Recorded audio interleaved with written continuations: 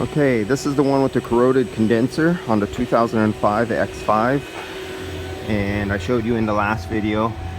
This is all dust. Everything here is just, it's not metal anymore. You just pick through it and it just falls apart.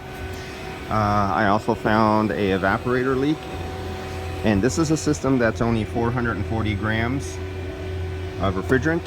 So if you lose 2 or 3 20 or 30, 60, 90 grams, 2 or 3 ounces of refrigerant in this small system, you really notice it in the hot weather, because it's such a small critical charge with the parallel flow condenser that just 2 or 3 ounces, you notice it.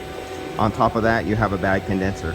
So at the year, make, model of this vehicle doesn't have a high resale value. Right now, used cars are high because of shortage of cars. But other than that, the price to do that evaporator that's leaking, that condenser, nearly starts approaching the value of the vehicle. So the owner's not going to do it, but we are going to confirm. I'm going to fill it all the way up, put UV dye. He wants definite confirmation that the evaporator is leaking. I showed him with the leak detector, it picked it up. It was getting 15 parts per million. But I'm going to put UV dye in there and put a stain on there. He's going to drive it around for a little bit and then decide. He may or may not fix it. Summer is almost over. There's only 2 more months of summer here in San Francisco.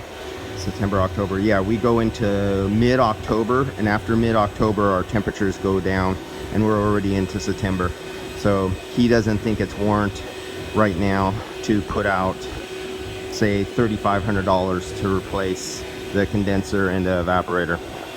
All right, guys, I'll see you. If there's anything stupendous to make a third video about, like a super high high side pressure because of this condenser with an ambient temperature of 64 degrees. Let's see what the third, yeah, maybe I'll do a third video. We'll see on the high side pressure, but I'm really behind schedule.